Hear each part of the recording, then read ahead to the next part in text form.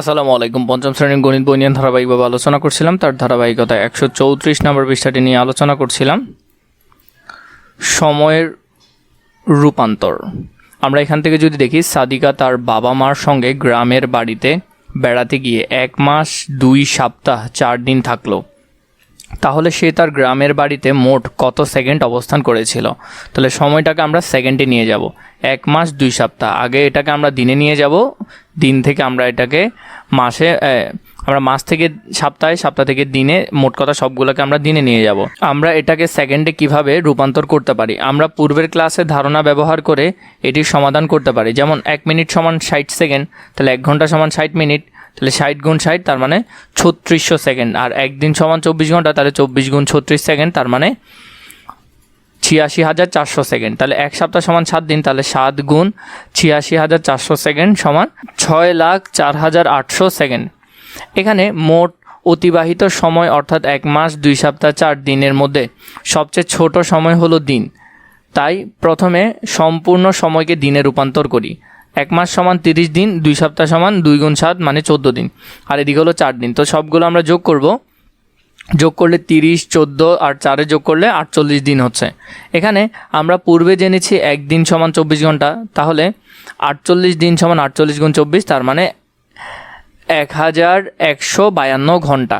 আমরা জানি 1 ঘন্টা সমান 60 মিনিট, তাহলে 1152 ঘন্টা সমান 1152 গুণ 60 তার মানে হলো যে কত? 69,120 মিনিট। এবার 1 মিনিট সমান 60 সেকেন্ড, তাহলে 69,120 মিনিট সমান 69,120 গুণ 60 তার মানে হলো একক, দশক, শতক, হাজার, অযুত, লক্ষ, নিযুত।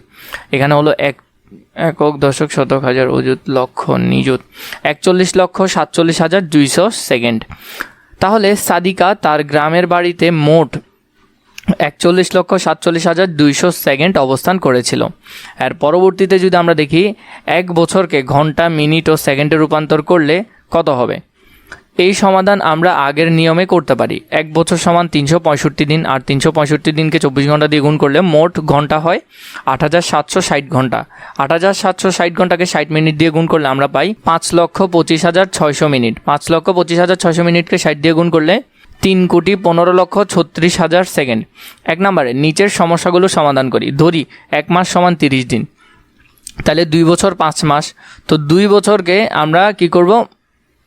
দিনে নিয়ে যাব। আমরা মোটত সবগুলোকে দিনে নিয়ে যাব, তাহলে 2 বছর সমান 365 দিন।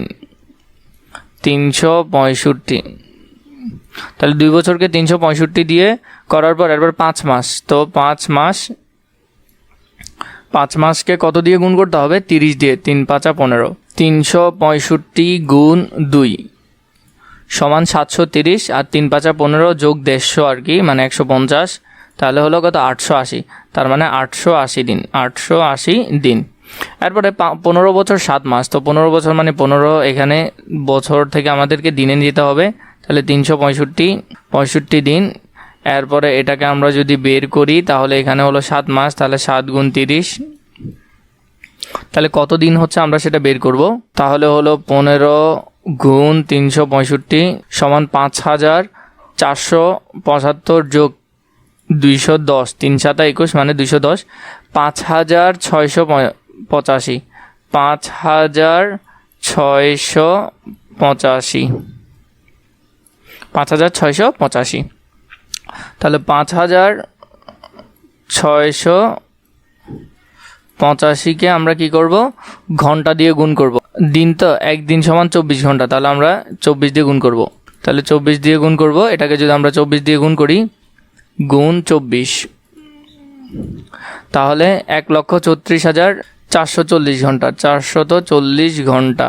তাহলে আমাদের উত্তর আসলো 1,34,440 ঘন্টা। এরপর 1 নম্বরে বলল, শুক্রবার আসমা তার বাবার সঙ্গে পার্কে বেড়াতে গেল। তারা পার্কে 12,780 সেকেন্ড বেড়ালো। কত? 12,780 সেকেন্ড।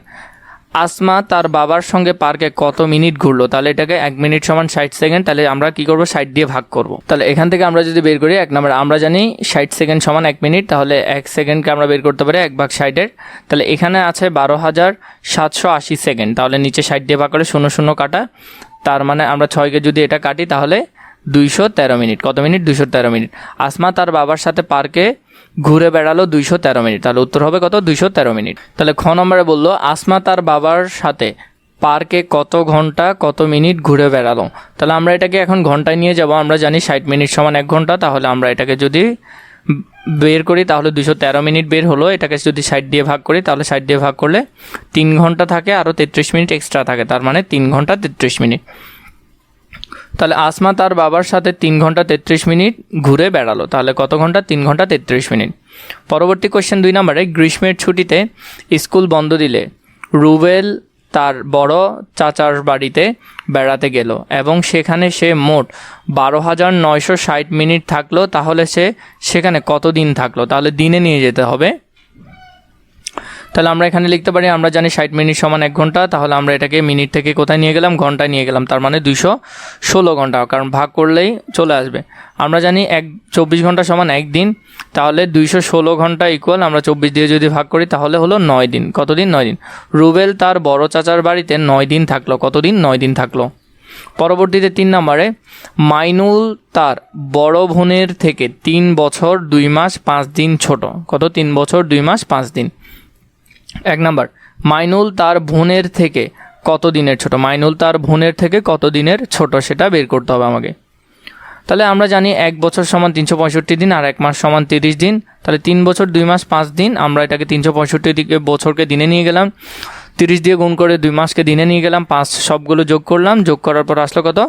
1160 দিন। কত দিন? 1160 দিন। এখানের মধ্যে খ নম্বরে বলছে মাইনুল তার বোন থেকে কত ঘন্টার ছোট। কত ঘন্টায় নিতে হবে এখন। তাহলে 1160 দিন হলো 24 দিয়ে গুণ করলাম, তাহলে কত হলো? 27,840 ঘন্টা। তাহলে মাইনুল তার বোন থেকে 27,840 ঘন্টা ছোট। তাহলে এইভাবে করে তোমরা উত্তরগুলো সুন্দর করে লিখে ফেলতে পারবে। পরবর্তীতে অন্য কোনো পৃষ্ঠা প্রয়োজন হলে নিশ্চয়ই কমেন্ট করে জানাবে।